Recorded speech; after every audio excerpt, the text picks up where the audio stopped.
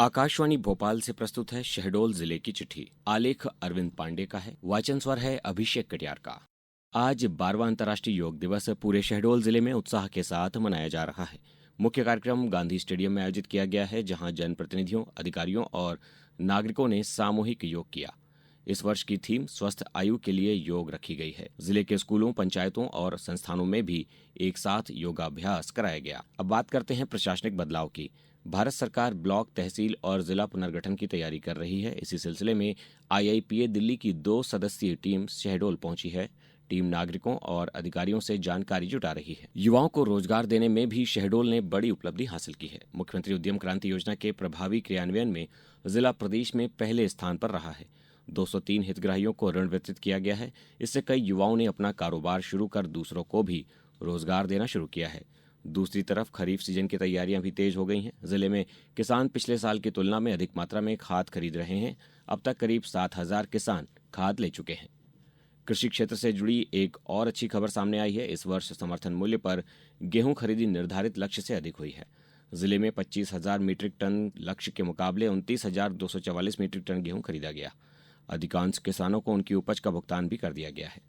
जल संरक्षण की बात करें तो जलगंगा संवर्धन अभियान के तहत लाखों जल संरचनाओं और सोकपिट का निर्माण कराया गया है।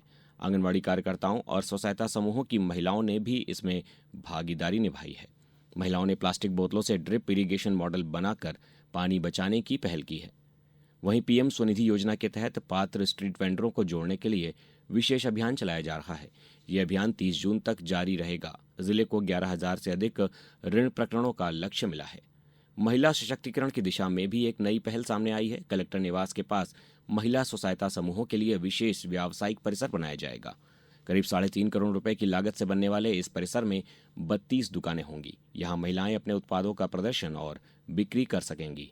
शिक्षा व्यवस्था को और बेहतर बनाने के लिए सरकारी स्कूलों में रियल टाइम अटेंडेंस प्रणाली लागू की गई है। शिक्षकों की उपस्थिति अब सीधे ऑनलाइन दर्ज की जा रही है। वहीं साक्षरता के क्षेत्र में भी जिला तेजी से आगे बढ़ रहा है। उल्लास नव भारत साक्षरता कार्यक्रम के तहत अब तक 1,49,000 से अधिक लोग साक्षर हो चुके हैं। अगले वर्ष मार्च तक जिले को पूर्ण साक्षर बनाने का लक्ष्य रखा गया है, जिसके लिए विशेष अभियान लगातार जारी है। स्वास्थ्य सुविधाओं को मजबूत करने के लिए जिला चिकित्सालय में अत्याधुनिक इंटीग्रेटेड पब्लिक हेल्थ लैब बनाई जा रही है। करीब 1.25 करोड़ रुपए की लागत वाली यह लैब अगस्त से शुरू होने की उम्मीद है। यहाँ मरीजों को एक ही स्थान पर 134 प्रकार की जांच सुविधाएं मिलेंगी। समाज सेवा के क्षेत्र में भी शहडोल के युवाओं ने प्रेरणादायक उदाहरण पेश किया है। श्री राम रक्तदान समिति के करीब 150 सदस्य पिछले 1 दशक से जरूरतमंदों की मदद कर रहे हैं। ये टीम अब तक 3,000 यूनिट से अधिक रक्तदान कर चुकी है। जिले की सांस्कृतिक धरोहर को संरक्षित करने के लिए ज्ञान भारतम मिशन के तहत जैन मंदिर से प्राप्त प्राचीन अभिलेखों और पांडुलिपियों का पंजीयन पूरा कर लिया गया है।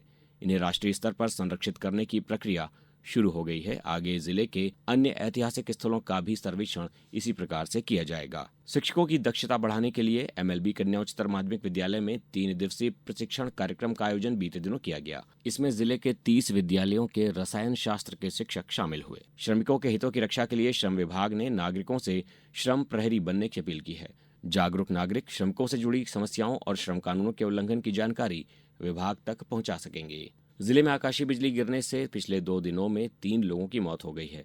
पपौंद क्षेत्र में महुआ बीनने गई 2 युवतियों की बिजली गिरने से जान गई। वहीं पर एक अन्य महिला भी घायल हुई। वहीं गोहपारू क्षेत्र में भी एक युवक की बिजली गिरने से मौत हो गई। और अंत में पुलिस विभाग से जुड़ी खबर। शहडोल जिले में 110 पुलिस अधिकारियों और कर्मचारियों के तबादले किए गए हैं। लंबे समय से एक ही स्थान पर पदस्थ कर्मियों को नई जिम्मेदारियां सौंपी गई हैं।